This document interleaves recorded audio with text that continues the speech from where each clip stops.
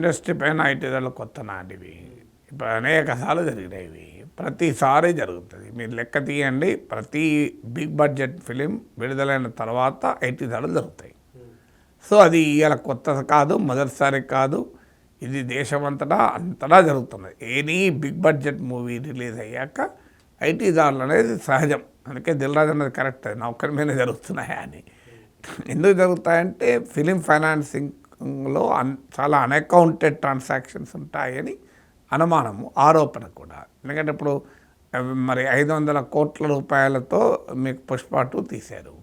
మనకు పేపర్లో వచ్చింది మొదటి 3 రోజులు, మొదటి వారం రోజుల్లోనే 1100 కోట్లు కరెక్ట్ అయిందని.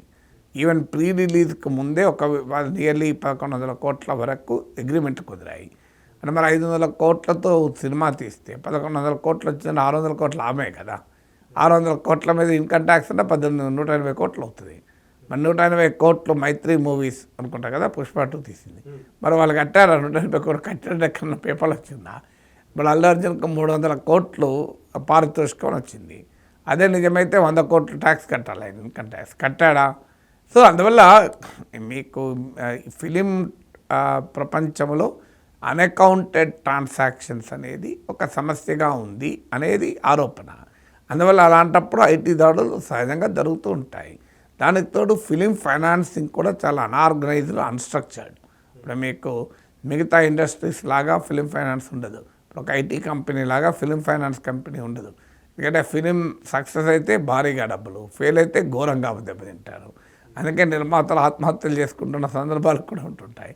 సో సినిమా వ్యాపారం అనేది హైలీ వలటైల్ వ్యాపారం. అందుకనికే ఎవరు బ్యాంకులోని ఇవ్వరు. ఇప్పుడు మీరు షేర్ మార్కెట్లో నేను రోజు షేర్లు కొంటాను, అమ్ముతాను, నాకు లోన్ ఇవ్వండి అంటే బ్యాంకు కూడా లోన్ ఇస్తాడా?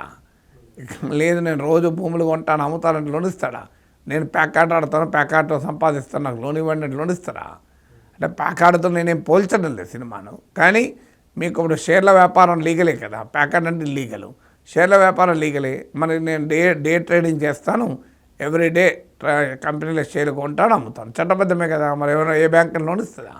ఎందుకు లోన్ ఇవ్వదంటే అది గ్యారంటీ లేని వ్యాపారం, స్పెక్యులేటివ్ వ్యాపారం, అసెట్స్ ఏమి ఉండవు. ఫిలిం కూడా అంతే. నువ్వు ఫిలిం తీస్తావు, 1000 కోట్లు పెట్టి సినిమా తీస్తావు, సినిమా నడిస్తే అసెట్, సినిమా నడకపోతే దానికి జీరో వాల్యూ కదా. ఆ సినిమా ఫెయిల్ అయింది అనుకోండి, దానికి ఏం వాల్యూ ఉంటుంది? మరి బ్యాంక్ వాళ్ళు ఎట్లా లోన్ ఇస్తారు? బ్యాంక్ వాళ్ళు ఒక ఇండస్ట్రీకి లోన్ ఇచ్చారంటే అవసరమంతా మిషనరీ ఉంటుంది, అసెట్ రియల్ ఎస్టేట్ ఉంటుంది, అది అమ్ముకుంటారు. లేదు ఒక హౌసింగ్ లోన్ ఇచ్చారంటే మన ఇల్లు తీసుకుంటారు. కార్ లోన్ ఇచ్చారంటే కారు తీసుకుంటారు. సినిమాకి ఏం తీసుకుంటారు? సినిమా ఒరిజినల్ ప్రింట్ తీసుకుంటారు. సినిమాని నడవనప్పుడు ఆ ప్రింట్తో ఏం చేసుకుంటారు? అందువల్ల బ్యాంక్ లోన్లు రావు. ఇన్స్టిట్యూషనల్ ఫైనాన్స్, ఇన్స్టిట్యూషనల్ క్రెడిట్ రాదు. అందువల్ల చాలామంది ప్రొడ్యూసర్లు అన్అఫీషియల్ క్రెడిట్ పైన ఆధారపడతారు. అన్అఫీషియల్ క్రెడిట్ అంటే వడ్డీల మీద తెచ్చుకుంటారు. వడ్డీల మీద తెచ్చుకోవాలని పేపర్ ఉంటుందా? దానికి లీగల్ శాంక్టిటీ ఉంటుందా? అది కూడా అధిక వడ్డీకి తెచ్చుకుంటుంటారు. సో ఇవన్నీ కూడా అన్అకౌంటెడ్ ట్రాన్సాక్షన్స్ లాగానే ఉంటాయి. సో సినిమాకి వచ్చే క్యాపిటల్ అన్అకౌంటెడ్ ఉంటుంది, ప్రాఫిట్ షేరింగ్ అన్అకౌంటెడ్ ఉంటుంది. అందువల్ల ఐటీ రంగం వాళ్ళు దాడులు చేస్తుంటారు. అందులో కొంత దొరుకుతుందో తెలియదు, మనకు ఏమవుతుందో తెలియదు, తర్వాత ఏమైందో కూడా మనకు తెలియదు. ఈ దాడులు అయితే నిరంతరం జరుగుతూ ఉంటాయి. దీనికి మూలం ఎక్కడుంది అంటే unstructured and unorganised character of film finance.